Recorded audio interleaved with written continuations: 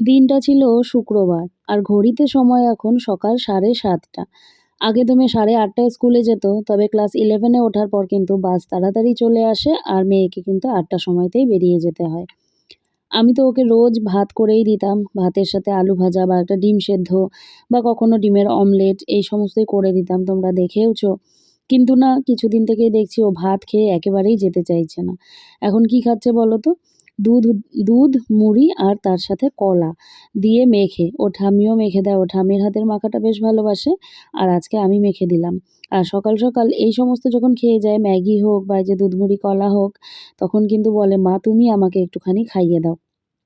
এই খাবারগুলো মানে যেগুলো চামচ দিয়ে খাবার, সেগুলো আবার বলে যে তুমি খাইয়ে দাও। নিজে, নিজে খেতে চায় না। আবার ভাত যখন দেই তখন আবার নিজেই খায়। কারণ কি বলো তো? ভাত যদি খাইয়ে দিতে হয় তাহলে তো আমি বেশ বড়, বড় করে দলা পাকিয়ে মুখে পুরে দেবো। ২-৩ দলাতেই খাওয়া শেষ হয়ে যাবে। তো সেই জন্যে বলে যে ভাতটা আমি নিজেই খাবো। যাই হোক, খাইয়ে দিলাম, দিয়ে যে চুলে বেনি করে দিয়েছি। আর চুলটা এখন অনেকটাই বড় হয়েছে না, বেনি করতেও অনেকটা সময় লাগে, জানো তো? তো এই সময় লাগতো কারণেই কিন্তু ওর চুলগুলো আমি ছোট করে দিয়েছিলাম। ওই ক্লাস 9-এ কি 10-এ মনে হয় ছোট করে দিয়েছিলাম। নয়তো অনেকটা সময় লেগে যায়। আর চুল তো দিনে, দিনে পড়তে, পড়তে একেবারে পাতলা সরুও হয়ে যাচ্ছে।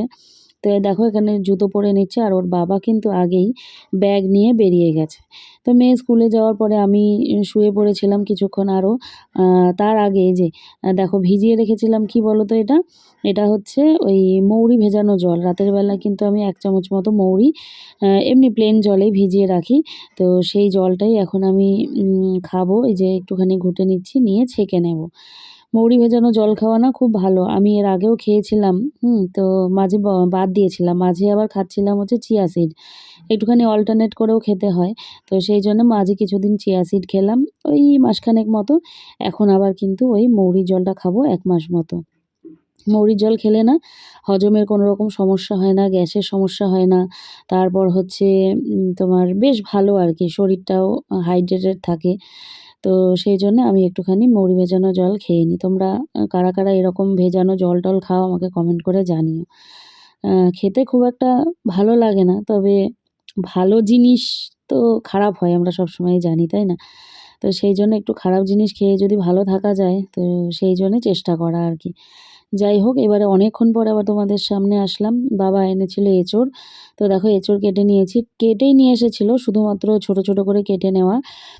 আর এদিকে দেখো আলু, বেগুন আর হচ্ছে কেটেছি কচু। এই দিয়ে হবে মাছের ঝোল আর তার সাথে আ ঠিক আছে, তোমাদের পরে আমি দেখিয়ে দিচ্ছি। ঘরটা কোনো রকম সেরে নিলাম, জানো তো? দেখো বিছানাটা ঠিকঠাক করে আমি পরিষ্কারও করিনি। কারণ কিছুক্ষণ আগেই আমি ছাদে এসেছিলাম, সেটা আর ক্যামেরা করা হয়নি। ছাদে এসে কিন্তু আমি এই যে মেয়ের ঘরের কার্পেটটা, এটা অনেক দিন ধরে এক কোণার মধ্যে পড়েছিল। ধুবো, ধুবো করে ধোয়াই হচ্ছিল না।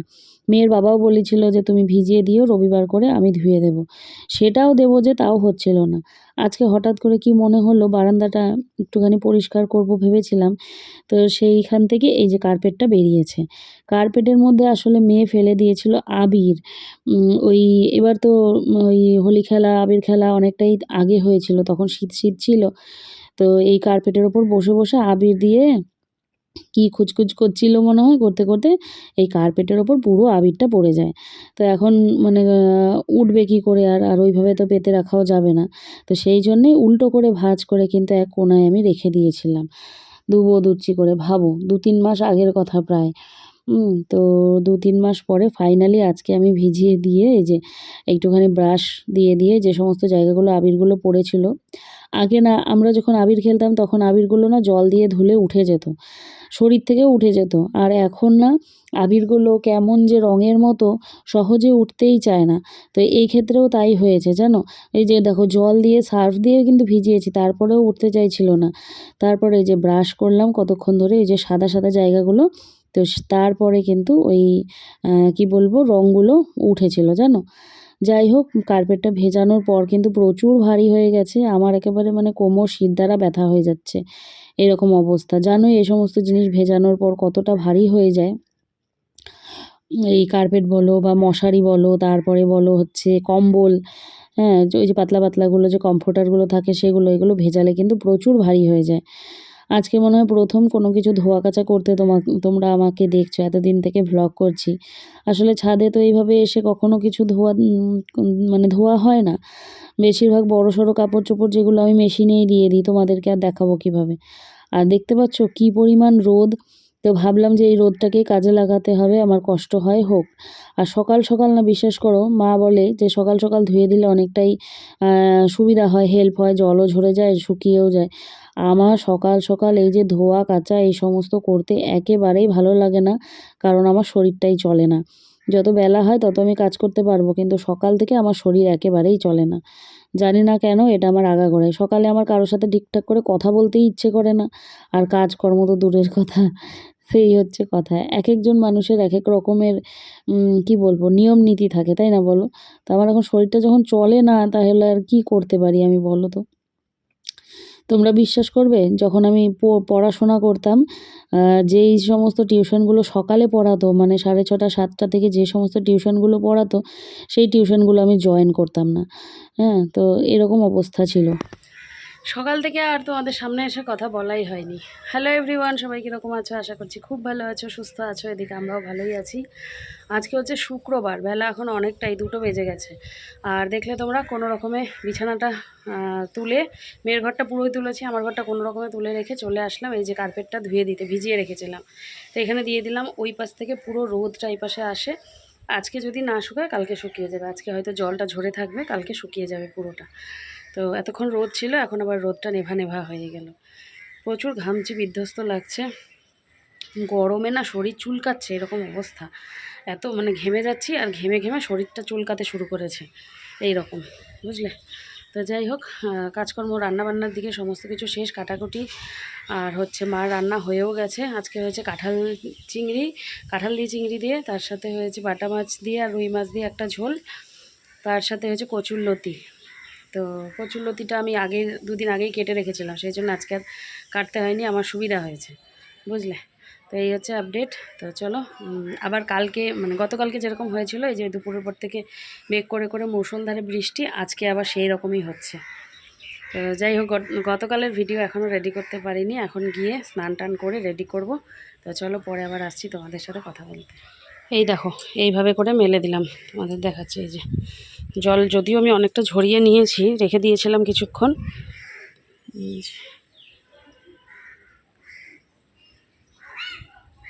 টপ টপ করে পড়ছে নিচে,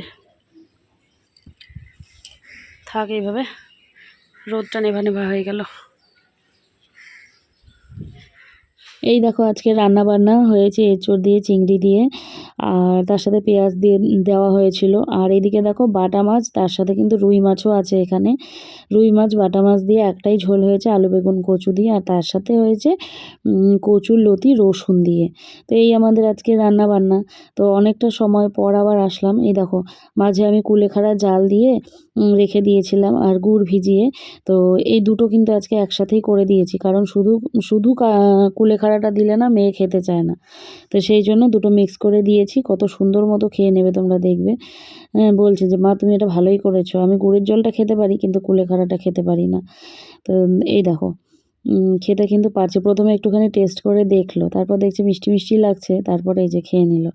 যদিও তারপর একটু মুখটা, ওই দেখো মুখটা কেমন করে আর কি। যাই হোক, ওকে আমি বলি খেতে তো হবে, কিছু করার নেই। তারপরে খাওয়া দাওয়া সেরে নিয়েছিলাম, স্নান করে খাওয়া দাওয়া করে অনেকক্ষণ বাদে আসলাম আবার তোমাদের সাথে। এখন প্রায় বিকেল হতে চললো, 4:30 পৌনে 5টা মতো বাজছিল। তো কার্পেটের জল এতক্ষণে ছেড়েও গেছে, তো ঝরে গেছে আর কি। তো এবারে তুলে রাখতে হবে, কারণ বিকেল থেকে তো আবার বৃষ্টি আসে। বৃষ্টির তো এখন কোনো ঠিক নেই, যে কোনো সময় হুটহাট করে বৃষ্টি চলে আসছে, জানো? মেঘ করতেও সময় লাগছে না, হুটহাট বৃষ্টি চলে আসছে। তো ভাবলাম এত খাটনি করে ধুয়েই দিলাম, তো জলটা ঝরেওছে, তো কষ্ট করে যাই তুলে আসি। মানে একবার যখন কাপড় চোপড় মেলে দিয়ে আসি, দ্বিতীয়বার আর ছাদে আমার যেতে ইচ্ছে করে না, জানো তো? যাই হোক, এই যে 4 ভাঁজ করে এই তারের মধ্যেই রেখে দিলাম। আগামীকালকে এসে আবার না হয় বাইরে রোদে দিয়ে দেব, ব্যাস চনচনে শুকিয়ে যাবে। ভাঁজ করে ওয়ার্ড্রোবের এক কোণায় ঢুকিয়ে রাখবো, ব্যাস আবার পরের শীতে ওর দেখা আবার পাওয়া যাবে। তেল ছিটে এসেছিল,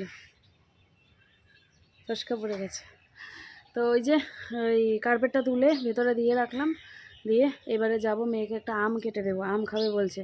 আমার সাথে 2 গাল মতো ভাত খেলো, আর নিজের থালা নিয়ে ভাত খেলো না, ও খেতে ইচ্ছে করছে না।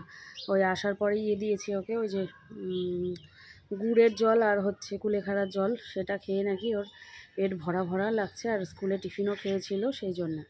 তো এখন যাই, আমটা কেটে দিই, দিয়ে তারপর একটুখানি শুবো, বিকালবেলা পড়া আছে 7:30। চলো।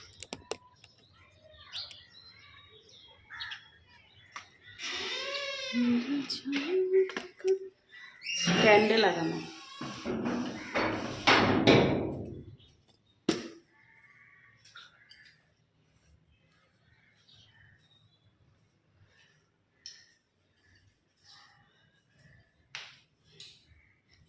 যাই, ঘরে যাই।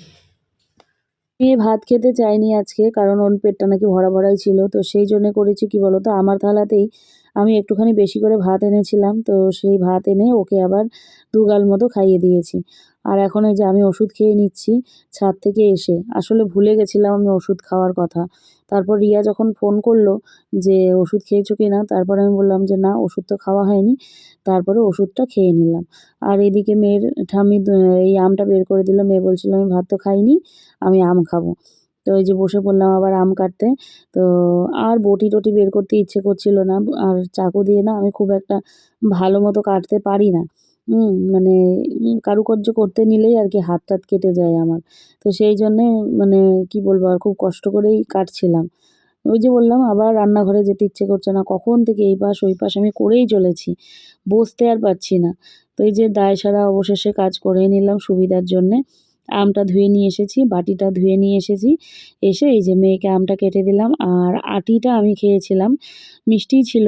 আটি তো মেয়ে খেতে চায় না, তো সেই জন্যে আটি থেকে আশেপাশে থেকে যত বেরিয়েছে ওকে দিয়ে শুধুমাত্র ওই আটিটুকুই আমি একটুখানি চেটে নিয়েছি আর কি। Good evening. ঘড়িতে বাজছে 7:30 প্রায়। আর হচ্ছে একটুখানি ঘুমিয়ে পড়েছিলাম ওই 10 মিনিট মতো।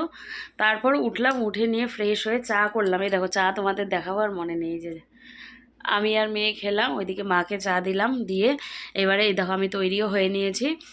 এখন হচ্ছে বেরিয়ে যাব মেয়েকে টিউশন দিতে, ও ওই ঘরে তৈরি হচ্ছে। ওকে বললাম চাটা ঠান্ডা হতে হতে তুই জামা কাপড়টা পরে নে, তারপরে চা খেতে বস। ও এসে এখানে বসে পড়লো। আর মায়ের সাথে তো প্রচুর গল্প থাকে, কারণ স্কুলে গেছে, স্কুলের সব গল্প মাকে বলতে হবে। তো সেই জন্যে এটা ছোটোবেলা থেকেই তো অনেক গল্প থাকে ওর আসলে পরেই। তো সেই জন্যে গল্প করতে করতে ও আর তৈরি হওয়ার সময় পায়নি। তো এখন এই যে তৈরি হচ্ছে, তো ঝটপট করে বেরিয়ে যাই, না হলে লেট হয়ে যাবে, বুঝলে। পরে আবার আসছি। কাজকর্ম শেষ করে আসলাম। এদিকে যে ওর বাবা হচ্ছে মশারি করে দিচ্ছে, আর মেয়ে পড়তে বসেছিল। আর আমি এখন কি করব বলে তো, ওষুধ খাবো। এই যে এটাও চেয়েছিল, অনলাইন থেকে অর্ডার করেছিলাম, তো আজকে এসেছে। হাইলাইটার কপি সাজানোর জন্য লাগে, তাই তো। নে ওষুধটা খেয়ে নি। আমার কাছে এটাও আছে, দেখবে কি? ফ্যান বন্ধ করতে হবে? এটা আচ্ছা, কালেকশন। আগে আমাকে মা কিনে দিত, এখন বড় হয়েছে, আগে যা যত্ন করতে না, এখন যত্ন শিখেছো সেই জন্যে কিনে দিই। ওষুধ খাওয়াচ্ছে, এই যে ওষুধ, সবাই আমরা অনেক বেশি ওর ওষুধ, এই যে আমার ওষুধ। এটা হচ্ছে D3, আমারটা আয়রন সাপ্লিমেন্ট, ভিটামিন D3, আর ওটা আয়রন। খেয়ে নি, চলো। শুরু করছিস? আমাদের ওই ঘরের ফ্যানটা অনেক আওয়াজ করে, কটকট করে। এই যে সিল্ক প্যাক, কতগুলো দিয়েছে এটা? অনেকগুলো ভর্তি। এত মিষ্টি এই ওষুধটা, খাওয়ার পরে আমার গা গুলায় লিটারেলি। এই যে দেখা যাচ্ছে।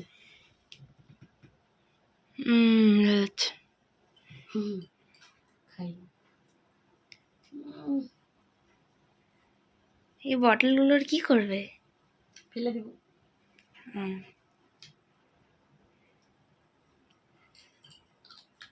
শেষ, বোতলের কাজ শেষ। কিউট না বোতলটা? হ্যাঁ, ছোট্ট বেবির মতো। ড্রয়িং করবি নাকি? কি করব? ড্রয়িং করে গাছ রাখবি? হ্যাঁ ওটাই তো। এরকম সেম জিনিস করতে করতে না কাচের। বোর হয়ে গেছি। একটু অন্যরকম করতে হবে। কিছু করবো, কাচের এটা? দেখি। হ্যাঁ কাচের তো, ভারী হুম, কাচের। চলো। আর এখানে দেখো তেল পড়েছে, গোটা হয়ে গেছে, ফোসকা সরি ফস্কা। ফোসকা পড়ে গেছে। নিউ ব্যাগ দিয়েছে পিছনে আমার। স্কুল থেকে নিউ ব্যাগ দিয়েছে, হ্যাঁ ফ্রিতে দেয়নি? হ্যাঁ দেয়নি মানে ফ্রিতে দেয়নি, হুম আমি আনতে না চেয়েছিলাম, হুম, ভাবছিলাম। এটার টাকা কেটেই নিয়েছে, হ্যাঁ কিন্তু তারপরে ও না করে দিল, যে দিয়েছে যে আমার লাগবে না বলে। তারপর ওর বাবা বলছে যে নিয়ে আসবি। ফার্স্ট টাইমে মার কথা ভেবে হুম, হচ্ছে না করে দিয়েছি, যে মা বলবে কি এত ব্যাগ তোর, হ্যাঁ আনার কি দরকার, আনার ঘরের কি মধ্যে জাম। হ্যাঁ কিন্তু এই ব্যাগের সাইজটা বড়, হ্যাঁ এই ব্যাগের সাইজটা বড়। ক্লাস বড়, ব্যাগও বড়। হ্যাঁ ওর বাবা ওই ঘরের মশারি করে দিয়েছে, এই ঘরের মশারি করতে হবে। এই মশারি বের কর।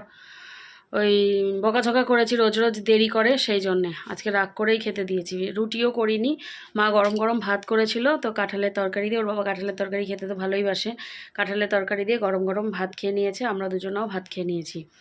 ওই বাড়িতে তো গেছিলাম, ওই বাড়িতে যাওয়ার পরে মুগ্ধ এমন শুরু করে যে ক্যামেরা অন করব, কই যাবা, ক্যামেরা যে অন করব সেই ক্যামেরা অন করার আর সুযোগ পাই না, ওকে নিয়েই মানে এত হুলুস্থুল কাণ্ড। ওর নাম ঋতুরাজ না দিয়ে হুলুস্থুল, হুলস্থুল ঘোষ দিলে ভালো, সত্যি তাই, মানে হুলুস্থুল ঘোষ যদি নাম দেয়া যেত।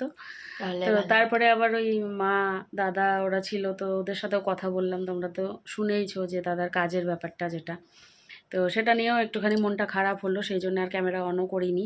আর বাড়িতে এসেছি অনেকক্ষণ আগে, এসে আমি এডিট করছিলাম।